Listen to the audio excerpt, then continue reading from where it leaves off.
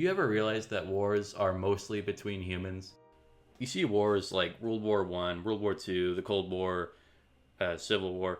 If you took a tally of all the wars in human history, you could say it was a result of the intellectual capabilities of humans that led to the wars themselves. Say we lived in a society of anarchy that wasn't restrained by the passage of thoughts and the creation of laws and rules. Something far past the beliefs of humans can be seen in the minds of species that are not of the human race. Cats, or bunnies, maybe sharks. They all live their own lives, abiding by no laws but that of what their natural instinct allows. But what if there was a species that was by not thereof human, however, was a tool of war utilized and sometimes recognized as a member of the troop?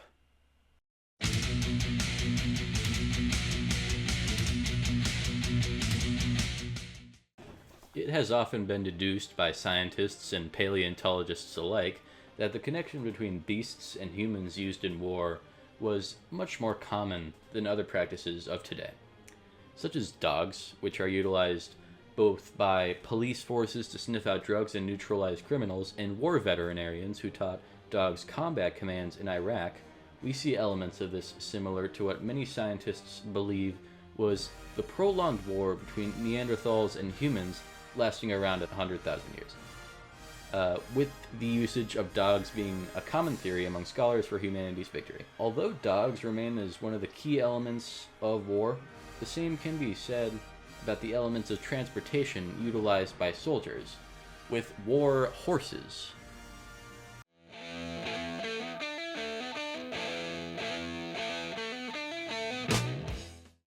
The usage of horses in war dates back to as far as 6,000 years ago, with conflicts between man and instances such as the American Civil War and the Battle for Independence, with most popularly leaders such as Napoleon specifically known for his usage of horses in his empire's army.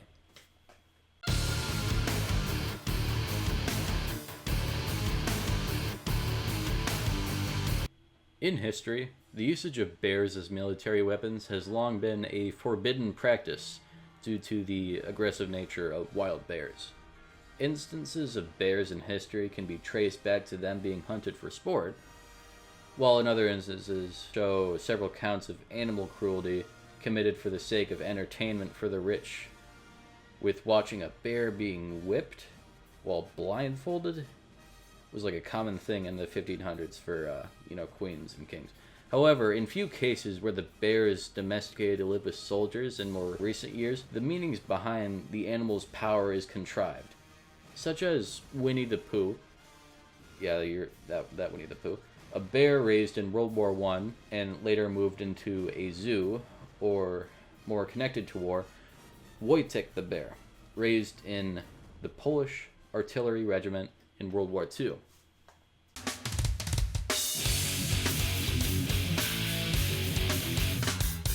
So back in the 40s, after all the Great Depression stuff, the funny mustache man decided to take over Germany and all the areas around it, which caused some other powers against Germany to use the power of friendship to eliminate the threat of Hitler. In this video, we're focusing more on the annexation of Italy and the Polish army, which was a major part of the overall Allied military power seen in both East and the West, working in land, air, and sea.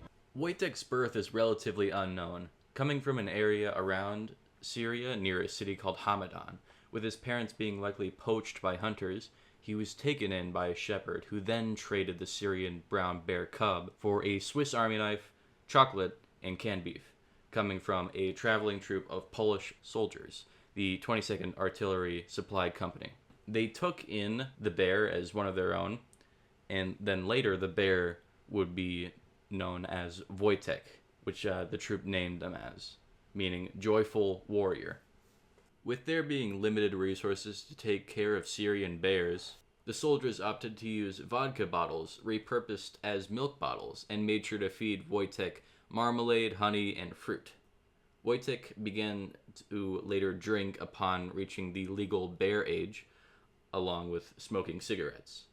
Peter Prentice acted as Wojtek's caretaker in the troop, training him to salute, wave, and march. Wojtek would need to eat twice the amount of rations they gave to soldiers as to prevent Wojtek from eating them. Along with this, soldiers also became companions of the bear through boxing and wrestling, and sometimes car rides, because for some reason Wojtek really liked cars. So this is just some Polish history. In 1920, between World War I and World War II, Poland had experienced a war between them and the Russians, who had been currently ruled by Lenin at the time, who was seeking to spread communist ideals to the single-standing country after the collapse of the Central Powers in World War I. While Poland had their goals in mind to regain their borders they had lost past World War I, with a lucky success by the Polish, also known as the Miracle of Vistula, which allowed a peace treaty to be signed between Poland and Soviet Russia for desirable border lines on both ends. Upon later years, the invasion of Poland by both the Nazis and later the Russians on both sides, Poland was literally at its worst, with military forces at an all-time low. However, in a rage of rebellion, the 22nd Artillery Regiment made it their duty to care for and motivate soldiers to win the war and regain their land. There are several things that Wojtek was known for within his regiment, many being myths, but others being by far the strangest things to canonically happen in World War II. For instance, it is said that no matter how much Wojtek drank, he never actually seemed intoxicated. Or perhaps this other one. Wojtek enjoyed cold showers. So much to the point where he figured out how to turn on the shower nozzle, which proceeded to all the other soldiers getting mad at him for using up all the cold water, which led to him being banned from the shower until he unwittingly wandered back into the showers, only to find an Arab conspirator attempting to locate the weapons room for a later raid. Now, okay, just imagine for a second with me. You're in a dark room, you're searching around, and you turn the corner and you see a 500-kilogram boulder-cracking monster with teeth meant to tear leather. Needless to say, Wojtek was awarded shower time for turning in the Arab conspirator. Wojtek had been known among his members of his troop as a hero. However, not a hero in the literal sense, but more a hero of morale within the troop itself. You see, Wojtek the Bear, being a bear, meant he wasn't limited by the mentality of man. In return, though, he wasn't capable of processing exactly what was wrong and right. He was only capable of copying his fellow man. Upon the 22nd Artillery's departing to their destination in Italy, Wojtek would be forced to become an actual member of the military rather than acting as just a visitor, due to rigid military rules. So he was then employed as a private, the lowest rank in the military, but the highest that a bear would ever get. In the Battle of Monte Cassino, the pinnacle of Wojtek's adventure lasted 5 months, from January 17th to May 18th, and saw 55,000 Allied casualties and 20,000 confirmed German deaths.